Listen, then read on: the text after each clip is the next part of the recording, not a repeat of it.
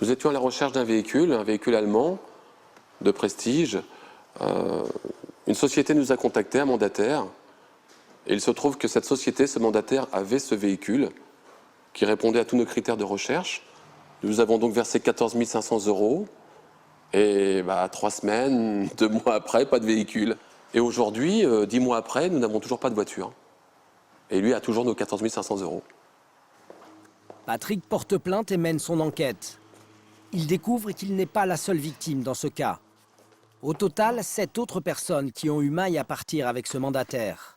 Dans ce dossier, des bons de commande qu'elles lui ont adressés. Bon de commande d'un véhicule de 37 000 €. Acompte 37 000 €, non restitué, véhicule non livré. Plus de 100 000 €, acompte 10%, à la commande non restitué, véhicule non livré. Bref, j'ai à peu près recensé entre 150 et 200 000 € d'acompte non restitué pour des véhicules non livrés. Moi, j'appelle ça tout simplement une arnaque. Patrick n'a pas l'intention de se laisser faire. Depuis maintenant 10 mois, il tente par tous les moyens de récupérer son argent. Seulement voilà, depuis 2 mois, les choses se sont compliquées. Selon les publications légales, l'entreprise a été liquidée judiciairement pour défaut de paiement. Mais Patrick vient d'apprendre que le mandataire continuerait son activité.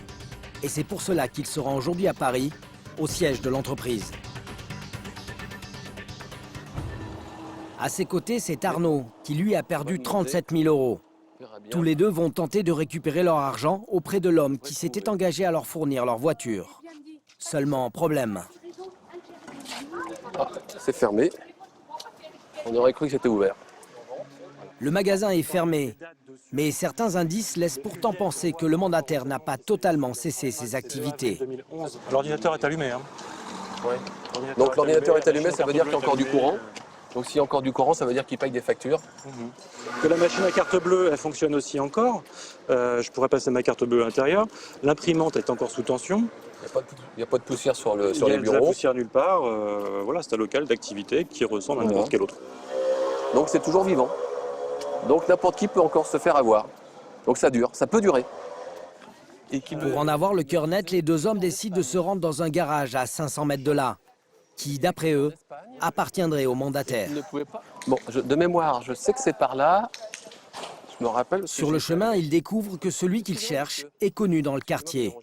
Et il n'a pas laissé que des bons souvenirs. J'y suis allé une fois. Ouais, c'est là. Je ne pense pas qu'il ait une bonne réputation dans le quartier. Il n'a pas de bonne réputation, non. Ils ont escroqué un de mes amis. Donc, Oui. On a fait procédure, on a saisi les comptes bancaires, on a Oui. rien dessus. Donc voilà, une escroquerie organisée. Oui, oui, c'est organisé. Ce voisin confirme que ce mandataire est controversé. Mais quand Patrick et Arnaud finissent par arriver devant le fameux garage, ils trouvent une nouvelle fois porte close. Ah, et regardez, il y a des Porsche. Des voitures, mais toujours pas de patron. Pour savoir si l'entreprise continue réellement de vendre des véhicules, nous avons mené notre enquête.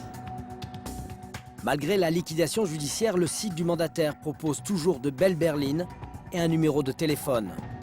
Nous décidons d'appeler en nous faisant passer pour un client. Oui, allô? Oui, bonjour monsieur. En fait, je vous appelle concernant la ligne de numéro 3. Et elle est toujours disponible? Oui. Comment on fait pour Écoutez, c'est ça, sur du bon de commande que je vais vous envoyer par mail. Ouais. Je vais vous demander 16 000 €. 16 000 € pour le bon de commande? Ouais. Ah ouais. Alors pourquoi? Ouais. Oui, je sais que c'est beaucoup. Mais j'ai pas le choix, si j'ai des prix comme ça, c'est parce que moi, il faut que je paye la totalité du véhicule tout de suite. Ah ouais.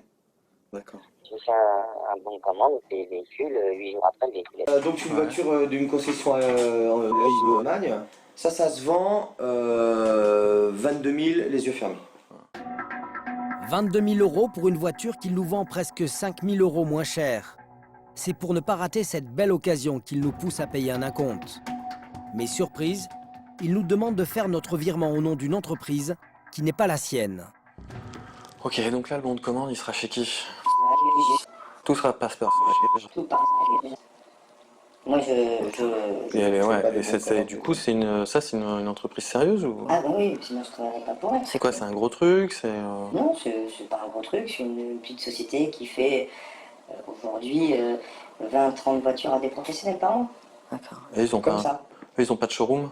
Ils ont pas, pour l'instant, ils n'ont pas de chance. Mais ça va bien. Et après, il faut me faire confiance. Mais peut-on faire confiance à Serge? Et cette nouvelle entreprise livre-t-elle toutes ses voitures à ses clients? Patrick est persuadé du contraire.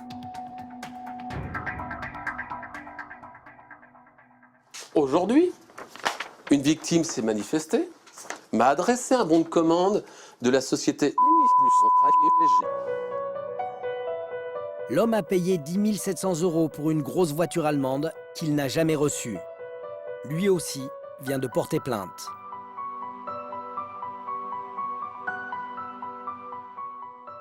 Pour moi, l'arnaque continue à travers une autre entreprise. Ça, c'est clair, c'est indéniable. À partir du moment que vous rencontrez les mêmes personnes, même si ce n'est pas la même entreprise, ce sont les mêmes animateurs, les mêmes vendeurs, les mêmes escrocs. Patrick a fait le deuil de sa voiture. Il attend maintenant qu'un procès ait lieu. S'il arrive à persuader les juges que le mandataire n'a pas rempli toutes ses obligations, il peut espérer récupérer son argent et des dommages et intérêts.